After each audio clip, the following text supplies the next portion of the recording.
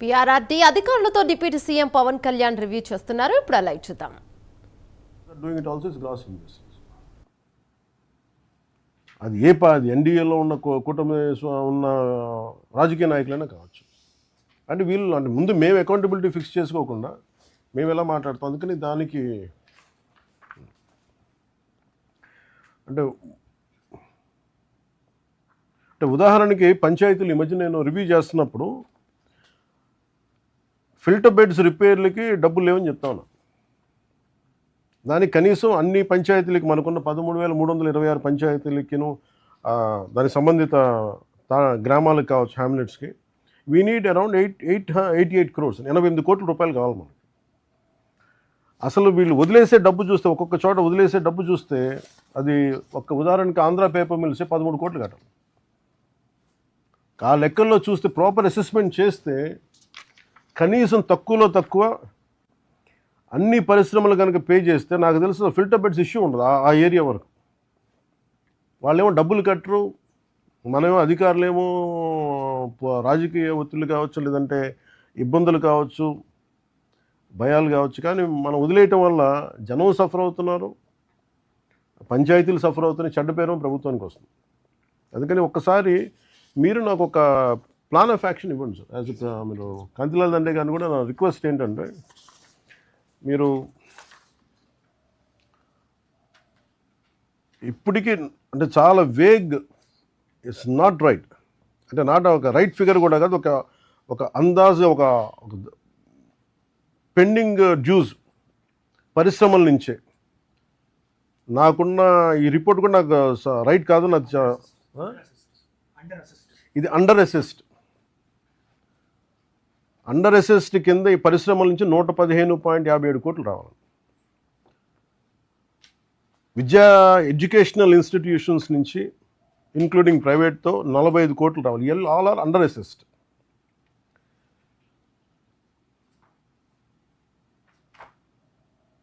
వీటి దగ్గర నుంచి కనీసం వీళ్ళిద్దరి దగ్గర నుంచే కనీసం మీకు 160-170 కోట్లు చాలా పూర్లీ అసెస్డ్ ఉంటేనే దాంట్లో సగం డబ్బు ఖర్చు పెట్టినా ప్రతి పంచాయతీలో ఫిల్టర్ బెడ్స్కి, రిపేర్స్కి, మెయింటెనెన్స్కి వచ్చేస్తాయి.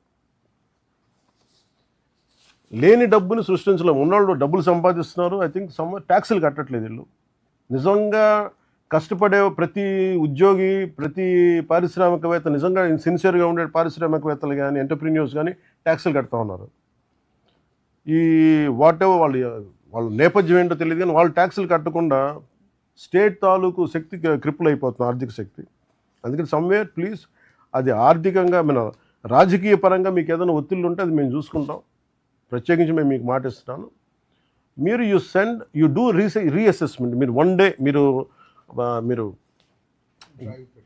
వాటర్ ఆడిట్ ఎలా చేశారో, మీరు ఏమంటారు ఫస్ట్ డే చేసినప్పుడు ఆడిట్, పల్స్ సర్వే ఎలా చేశారో, don't do it in one day, do it dry for 3-4 days. ఇంకా మళ్ళీ మీరు రేపొద్దున మిస్ అవ్వద్దు అనే పదం లేకుండా చూడండి.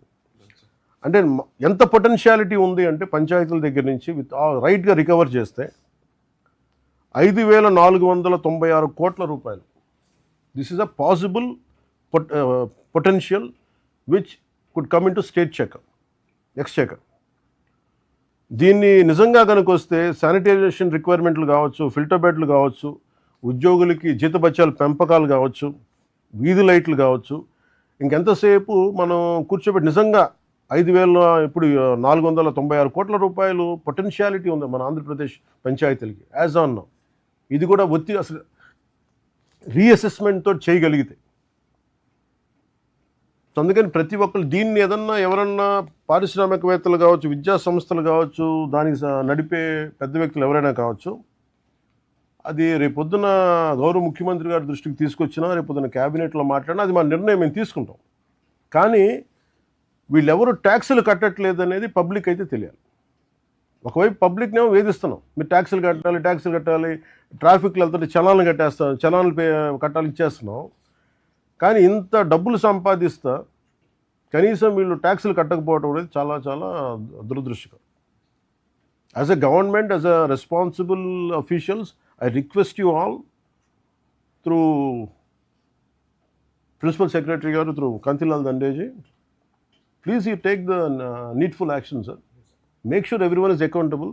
Whether how much they pay, they do not pay, that will what the further consequences, will take it forward. That should be the objective of this Sabha. If anyone would like to add, any more than that. Any other DPOs would like to add anything? Visakhapatnam DPO unnara? Give them 2 minutes and just say, and how do they take it forward? I'll check. DPO Srikakulam Swaruparani unnara?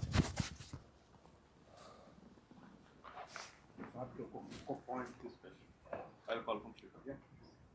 Swaruparani? నమస్తే sir. But actually మాకు 2024-25లో 25.89 crores ఉండేది sir total demand. అది state వైడ్గా restrictions మేరకి total industries 10,000 above square feet area ఉన్న అన్నింటినీ కూడా రీఅసెస్మెంట్ చేయించడంతో 33.76 వెళ్ళింది సార్. నియర్లీ 7.87 crores ఎన్హాన్స్ అయింది సార్. ఇప్పుడు తమ రిస్ట్రిక్షన్స్ మేరకి ఇంకా మిగిలిన టోటల్ ఇండస్ట్రీస్ అన్నిటినీ, అలాగే ఎడ్యుకేషన్ ఇన్స్టిట్యూషన్స్ని ఎక్కడైతే పాసిబిలిటీ ఉందో అండర్ అసెస్ అయ్యాయో అవన్నీ కూడా మేము మళ్ళీ ట్రయల్ మోడ్లో వాళ్ళందరినీ అసెస్మెంట్ చేస్తాం సార్. ప్లస్ మ్యాక్సిమం అవకాశం ఉన్న దగ్గర అంతా కూడా మళ్ళీ ప్రాపర్గా ట్యాక్స్ ఇది చేయడానికి మేము ప్లాన్ చేస్తున్నాం సార్. పర్టికులర్లీ మా డిస్ట్రిక్ట్లో ఒక ఇండస్ట్రీకి మాత్రము నియర్లీ 4 lakhs ఒకేసారి, అంటే 300% ఎన్హాన్స్మెంట్. అంటే అంతకుముందు 1.25 lakhs మాత్రమే పే చేశారు సార్ పర్ ఇయర్. అది ఇప్పుడు మేము చిన్న పంచాయతీ సార్, దేరసామని రణస్థలం మండలంలో.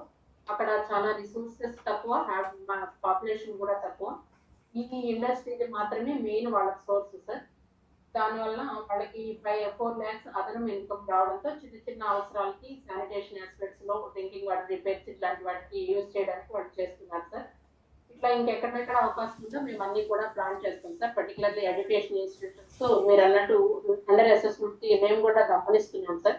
అవి తప్పకుండా మేము అవన్నీ క్లియర్ చేసి ఇన్కమ్ రీజనరేట్ చేయడానికి మేము ట్రై చేస్తాం సార్. అంటే ఇది నిజంగా కొన్ని పరిస్థితుల్లో మనం సాఫ్ట్గా ఉండాల్సిన చోట డెఫినెట్లీ విల్ బి సాఫ్ట్.